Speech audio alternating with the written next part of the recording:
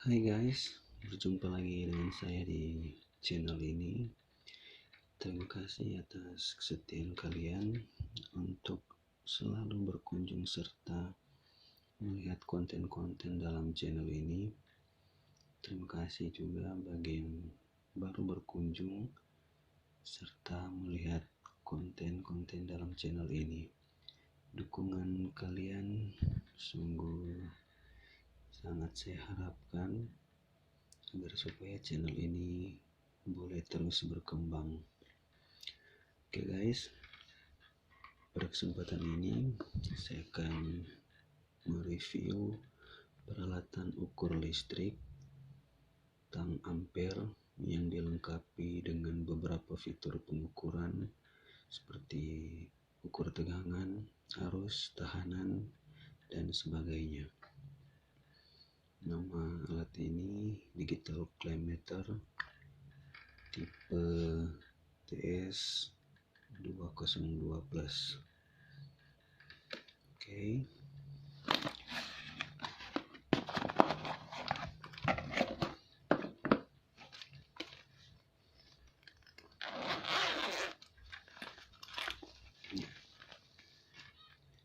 Untuk peralatan ini sudah saya gunakan kurang lebih 6 bulan dan sampai sekarang masih awet.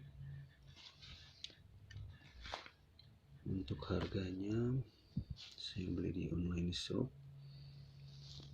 kisaran 190 ribuan sampai 200 ribuan, tergantung dari toko-toko online yang menjualnya.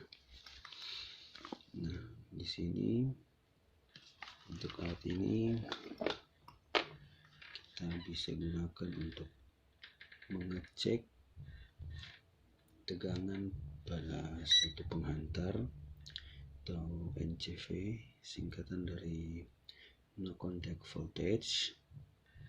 Kemudian kita bisa mengukur arus dengan batas pengukuran sampai 600 ampere.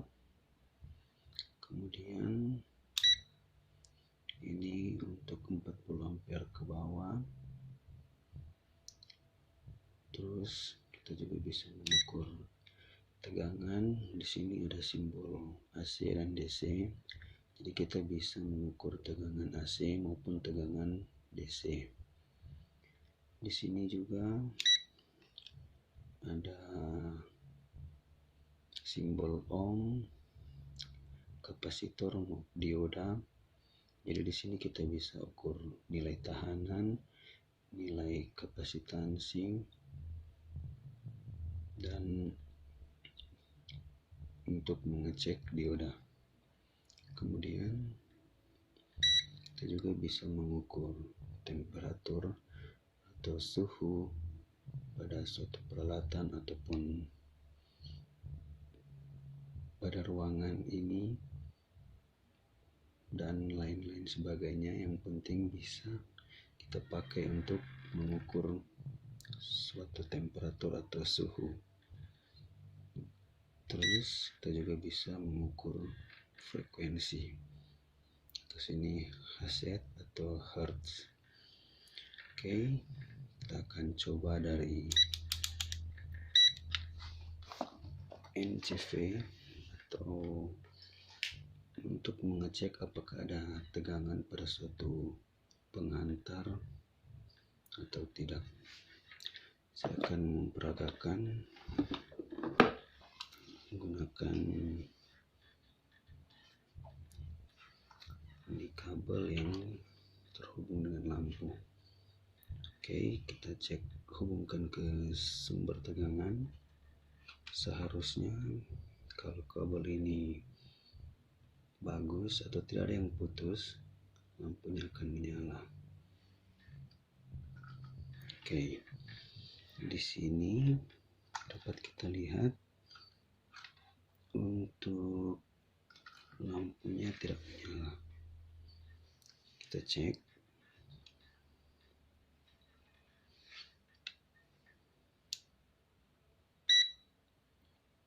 Posisikan alat ukur ini pada NCV. Kita lihat dia kalau berkedip lampu indikator sambil berbunyi itu menandakan ada tegangan yang melalui pada satu penghantar.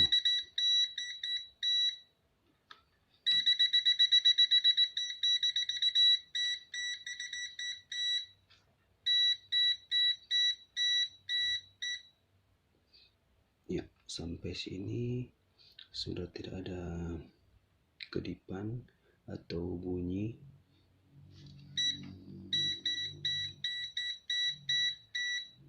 Ya, menandakan pada bagian sini ada kabel yang terputus atau tidak ada hubungan sehingga tegangannya tidak terdeteksi. Coba kita cek.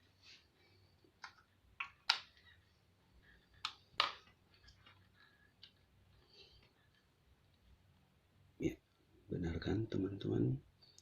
Jadi alat ini sungguh sangat membantu. Andaikan kita memiliki peralatan listrik yang rusak, mungkin pada bagian kabelnya saja yang hanya putus di bagian tengah, dan kita berasumsi harus mengganti kabelnya saja. Padahal kita hanya bisa memotong bagian yang putusnya, kemudian kita sambungkan kembali. Itu lebih menghemat biaya. Oke, lanjut yang kedua. Untuk pengukuran arus di atas 400 ampere sampai 600 ampere. Jadi karena saya tidak memiliki beban sampai 400 ampere, kita coba saja pada arus dengan kapasitas sampai 40 ampere. Nah, kita coba. Di sini saya sementara menghubungkan peralatan solder.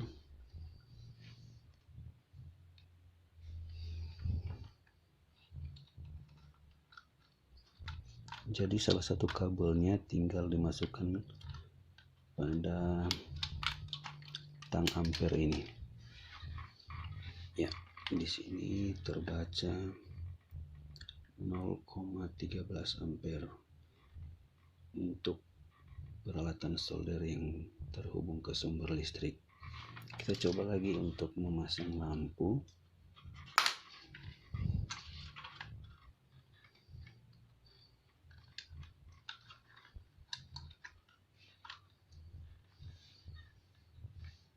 Jadi untuk soldernya harusnya 0,13. Setelah kita hubungkan ke lampu, dia naik menjadi 0,15. Kita matikan, harusnya dia turun. Oke.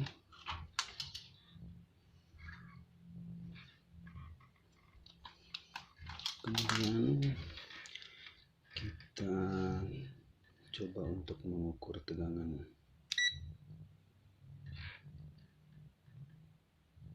Ya, di sini untuk selektornya atau tegangan yang dipilih akan kita ukur berada pada posisi AC atau alternating current atau arus bolak-balik. Kita gunakan kabel tesnya.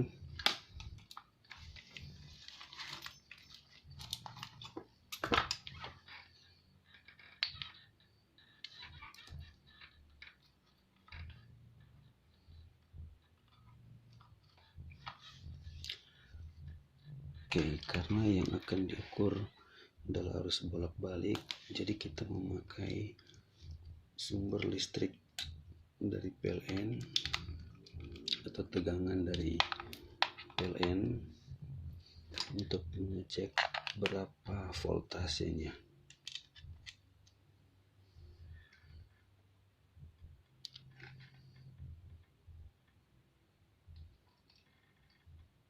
Ya, untuk voltase atau tegangan PLN sekarang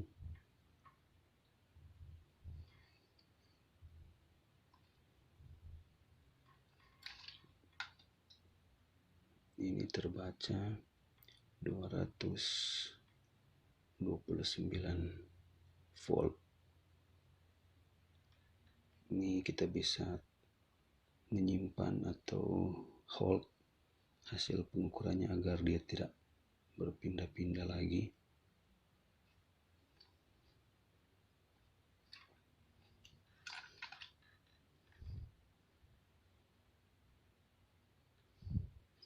Ini posisinya tidak terlalu bagus.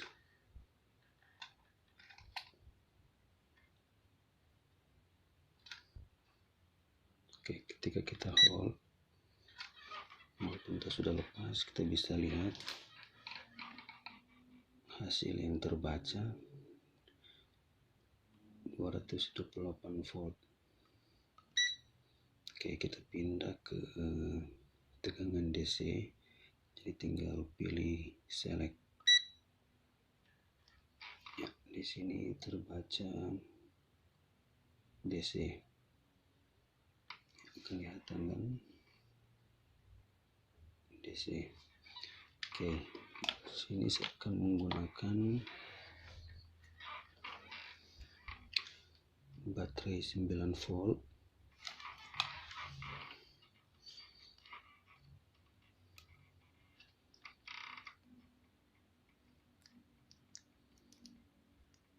Ya, di sini terbaca 10 volt.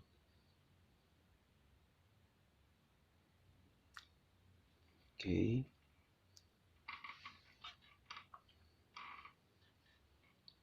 Sekarang kita pindah pada untuk yang pertama, otomatis mengukur nilai tahanan. Oke, saya akan mengambil sampel tahanan berupa resistor. Pada cincin ini tertera warna coklat, hitam, orange, emas. Ini nilainya 10 kilo ohm dengan toleransi 5%. Coba kita tes.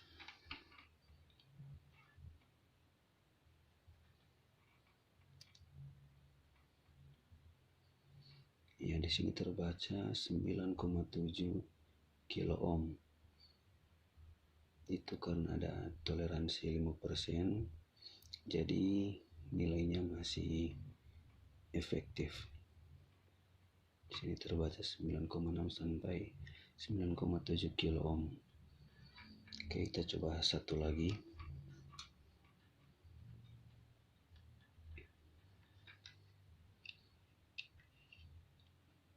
Ini ada resistor yang nilainya atau pada bodinya tertera warna coklat, hijau, merah, emas. Atau resistor ini nilainya 1500 ohm atau 1,5 kilo ohm. Kita coba mengukur resistor ini.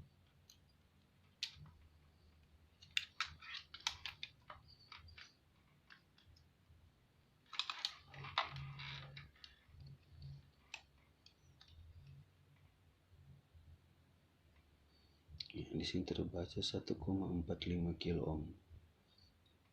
Pada nilai berdasarkan kode warnanya ini 1,5 kilo ohm dengan toleransi 5%. Berarti hasil pengukurannya tergolong efektif.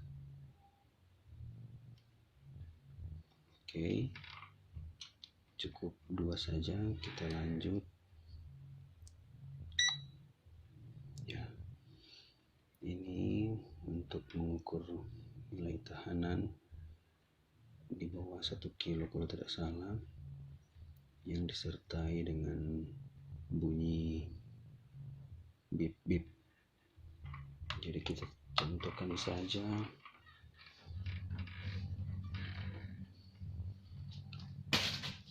Misalkan kita akan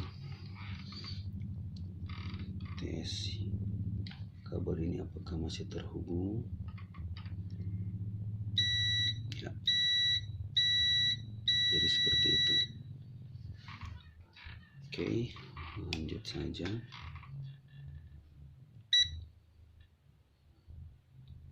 Ini simbol dioda. Nah, jadi pada saat ini saya akan mengetesnya pada LED.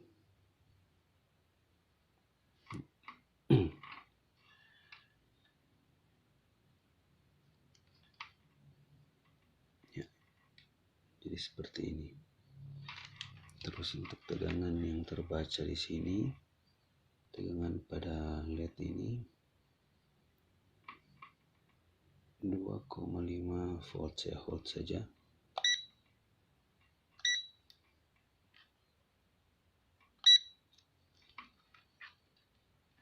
Dua koma lima tujuh volt. Oke. Next, di sini ada NF atau satuan dari nanofarad, satuan dari kapasitor untuk nilai sampai nanofarad. Jadi di bawah nano sudah tidak bisa terbaca, atau di bawah nano itu picofarad karena nilainya sudah terlalu kecil. Ya, di sini saya akan mencontohkan pada kapasitor nilainya 220 mikro. Kita tes.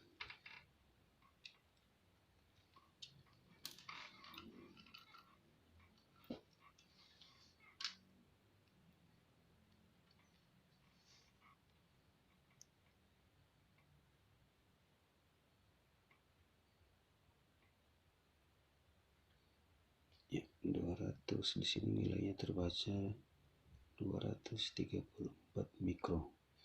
Itu wajar ya karena ada nilai toleransinya. Pada bodinya tertulis 220 mikro, yang terbaca 230-an mikrofarad. Oke, kita tes satu lagi. Di sini ukurannya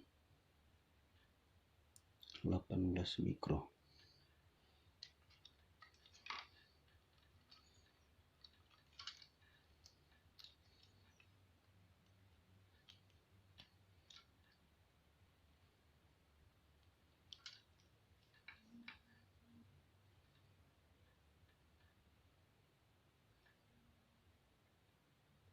Yang terbaca 19,5 mikrofarad.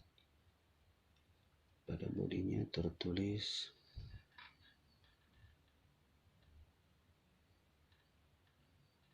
18 mikro.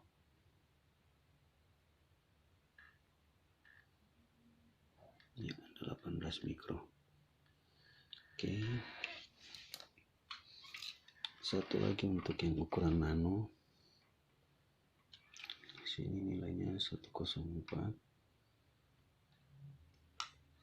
Kita tes ukur berapa nilai kapasitor ini.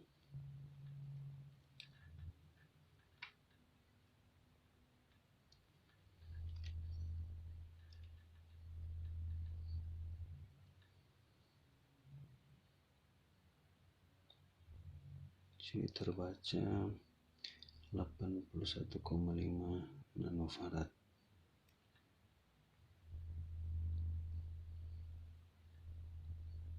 (81,2 nanofarad). Oke, next. untuk mengukur suhu. Nah, jadi di sini disediakan tester untuk mengukur suhu.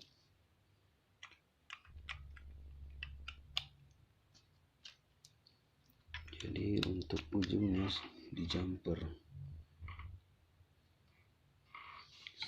Jadi untuk 27.28 ini 27.28 derajat Celcius merupakan suhu pada ruangan ini. Kebetulan di sini saya sedang memasang solder, jadi kita bisa mengukur berapa suhu pada solder yang sedang menyala. Ini probenya saya dekatkan atau tempelkan ke bagian solder.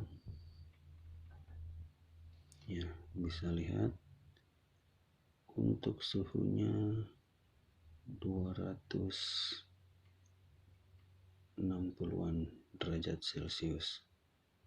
Ketika saya lepas, ya, suhunya dia turun kembali ke suhu normal ruangan ini.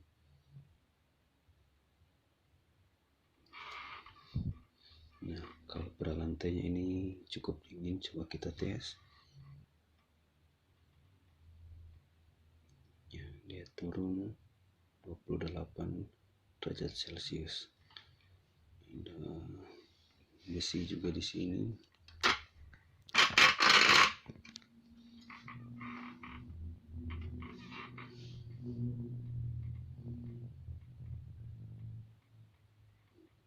Sama saja. Kalau ada semacam es batu bisa kita lihat berapa suhunya, tapi kalau tidak ada, cukup solder itu sudah bisa membuktikan bahwa dengan alat ini kita bisa mendeteksi temperatur atau suhu pada suatu peralatan.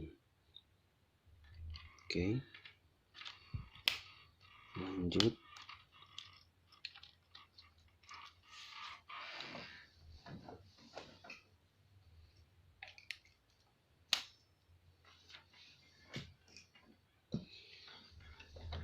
Terakhir kita akan mengukur frekuensi. Kita pakai kabel tester atau probe yang semula. Kita coba mengukur frekuensi pada sumber listrik PLN. Oke. Untuk frekuensi listrik PLN sebesar 50 Hz. Oke. Dengan demikian, itulah hasil pengukuran yang sudah saya coba peragakan pada teman-teman sekalian. Nah, jadi kesimpulannya, untuk peralatan ini terus terang untuk saya pribadi sungguh sangat membantu dalam pekerjaan kelistrikan ataupun dalam perbaikan peralatan listrik. Untuk alat ini sungguh sangat membantu karena ini sudah kurang lebih 6 bulan juga saya pakai. Alat ini masih awet, baterainya juga belum saya ganti.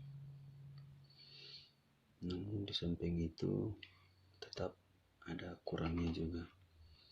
Kalau menurut saya alangkah lebih baik kalau untuk pengukuran arusnya dilengkapi dengan pengukuran arus arah, karena di sini hanya bisa mengukur arus bolak-balik.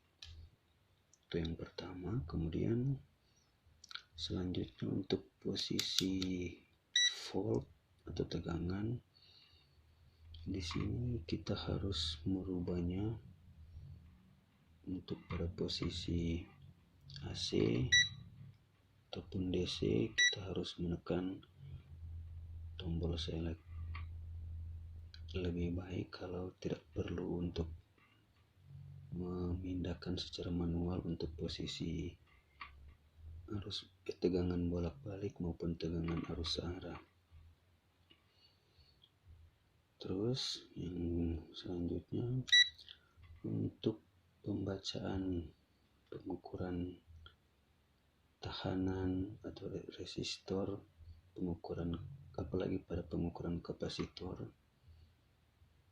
cukup loading untuk terbaca nilainya. Terus saya pikir, menurut saya itulah kekurangan serta kelebihannya.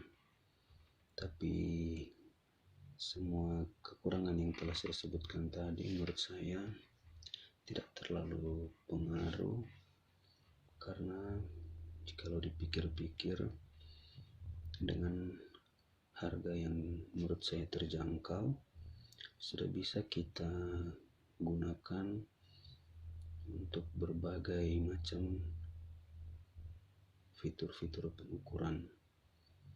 Karena menurut saya untuk alat ini sudah cukup lengkap untuk membantu dalam pengukuran peralatan-peralatan listrik yang digunakan. Oke, teman-teman, jikalau mungkin ada yang terlewatkan atau ada kekurangan yang saya jelaskan dari awal sampai saat ini, mohon untuk dikoreksi. Bisa juga kita berbagi, tukar pikiran di kolom komentar. Oke, sekali lagi terima kasih atas kesetiaan teman-teman untuk bisa melihat atau menonton konten-konten yang ada di channel ini. Sekian untuk review saya. Terima kasih.